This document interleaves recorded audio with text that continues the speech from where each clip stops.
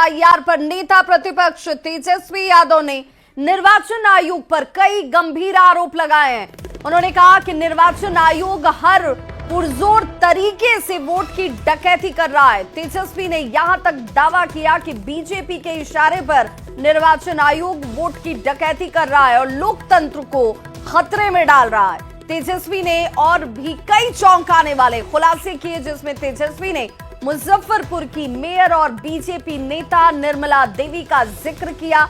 उन्होंने दावा किया कि निर्मला देवी के पास एक ही विधानसभा क्षेत्र के दो वोटर आईडी हैं। पहले बीजेपी का एक फॉर्मूला होता था चुनाव हराने का, सीबीआई, ईडी, इनकम टैक्स को लगाया जाता था। जब ये सब बेकार हो गई एजेंसियां, तो इलेक्शन कमीशन को जो है आगे जो है किया जा रहा है। वोट की चोरी, वोट की डकैती इलेक्शन कमीशन ने 2020 में भी किया था। हम लोगों का जो मात्र जो डिफरेंस जो था, वो डिफरेंस 12,000 का था और 12,000 में हम लोगों को 10 से अधिक सीटें जो हैं हरा दी गई 2020 में। कोई 12 वोट से, कोई 50 वोट से, कोई 100 वोट से, कोई 500 वोट से। इस तरह से कई सीटें हम लोगों को हरा दी गई। आप लोगों ने चंडीगढ़ मेयर का भी देखा होगा कि किस तरह से ये लोग खुलेआम, जो तो सीसीटीवी था तो पकड़े गए, इसीलिए चुनाव आयोग ने सीसीटीवी को ही हटा दिया। कितने निष्पक्ष लोग हैं। देश की जनता जो है समझती है, और आप सब लोगों को सामने पिछले बार डेप्यूटी चीफ मिनिस्टर बिहार के विजय सिन्हा जी का हम लोगों ने, आप कह लीजिए कि चीजें जो है सामने लाई थी, खुलासा कह लीजिए या अपराध कह लीजिए, हमने पहले भी कहा था। लेकिन आज हम ये कहना चाहते हैं कि चुनाव आयोग केवल भाजपा के लोगों का सहयोग कर रही है। तो तेजस्वी यादव के बीजेपी पर आरोप पर बीजेपी के राष्ट्रीय प्रवक्ता अजय आलोक ने पलटवार किया है। अजय आलोक से बात की न्यूज़ 18 संवाददाता आनंद अमृतराज ने। देखिए, हम लोग नेतागण जो प्रेस कॉन्फ्रेंस करते हैं उसको कहते हैं हम लोग पीसी। तेजस्वी टाइप का जो ब्रांडिंग वाले नेता हैं जो बेल पे हैं, राहुल गांधी, तेजस्वी यादव, लालू यादव, इनका पीसी होता है जो सर्टिफाइड चोर का ठप्पा लगा हुआ है। इनका पीसी होता है पूर्ण कन्फेशन। ये कन्फेस करते हैं कि हमने ये गलतियां की हैं, इसलिए हमें शंका है कि आगे वाला भी ये गलती कर रहा हो। 2020 के चुनाव में कोई दिक्कत थी तो आप हाई कोर्ट क्यों नहीं गए? पीपल रिप्रेजेंटेशन एक्ट के तहत 45 दिन के अंदर आप हाई कोर्ट जा सकते थे। अगर चुनाव आयोग आपकी बात नहीं सुन रहा था तो क्यों नहीं गए? किसने मना किया था? बात है कि हार का ठीकरा फोड़ना है, खिसियानी बिल्ली खंबा नोचे। हाँ, उनकी पत्नी का आजकल बहुत हंगामा चल रहा है। पत्नी पटना में पहले वोटर बनने से पहले कहाँ की वोटर थी? दिल्ली की वोटर थी। सरेंडर किया या नहीं किया? सरेंडर किया होगा तो जिस तरह से विजय सिन्हा के पास आवेदन होगा सरेंडर का, पत्नी के पास भी होगा, उसको भी तक क्यों नहीं दिखाते हैं? उसी चुनाव के रहते हुए 2014 में हमने चुनाव जीता। उसी चुनाव के रहते हुए इसी बिहार में 2005 में हमने चुनाव जीता, 9 में जीता, 10 में जीता, 15 में जीता, उसी चुनाव आयोग के रहते हुए। तो लेकिन जब रेफरी पे भरोसा नहीं हो तो मैच नहीं खेलना चाहिए। तो तेजस्वी यादव ने कहा कि अब गुजरात के लोग बिहार के वोटर बन रहे हैं। बीजेपी के प्रभारी भीखू भाई दलसानिया पटना के वोटर बन गए हैं और उन्होंने अपना आखिरी वोट 2024 में गुजरात में डाला था, लेकिन वो अभी भी पटना के वोटर हैं। अब गुजरात के लोग बिहार के वोटर बन रहे हैं। जो भाजपा के प्रभारी हैं भीखू भाई, वो पटना के वोटर बन गए हैं। ठीक है, उन्होंने आखिरी वोट जो है गुजरात में दिया था 2024 में,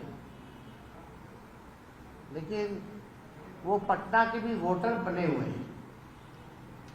नाम उन्होंने कटवा लिया गुजरात में, वो ठीक है, लेकिन आप समझिए कि 5 साल हुआ नहीं कि आप जगह बदल बदल के वोट दे रहे हैं। तो भीखू भाई जो है प्रभारी है भाजपा के, वो पटना के वोटर बन गए। अब पता नहीं पटना बिहार का चुनाव खत्म हो गया तो फिर नाम कटवा करके कहाँ के बन जाएंगे, ये तो वही बता पाएंगे। लेकिन इन लोगों का षड्यंत्र जो है,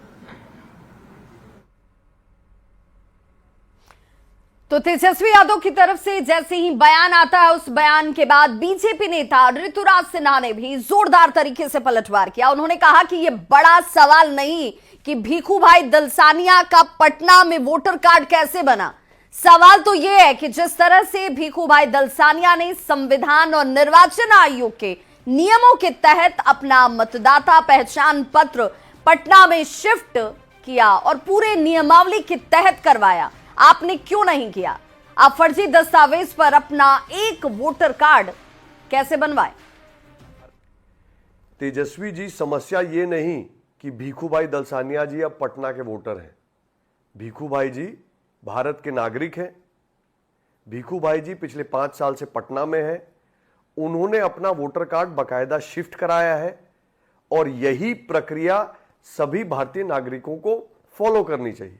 समस्या यह है कि तेजस्वी जी, आपके 2 वोटर आई कार्ड हैं, उसमें से एक वोटर आई कार्ड आपने फेक डॉक्यूमेंट के आधार पर बनवाया है। तो बीजेपी के सांसद संजय जायसवाल ने तेजस्वी पर जोरदार हमला किया है। बीजेपी के संगठन मंत्री के वोटर लिस्ट में नाम जोड़ने वाले बयान पर नाराजगी जाहिर करते हुए संजय जायसवाल ने कहा कि हरियाणा के संजय यादव को तेजस्वी यादव ने राज्यसभा का सदस्य आखिर क्यों बनवाया? तेजस्वी के साथ मीटिंग में संजय यादव किस हैसियत से बैठते थे?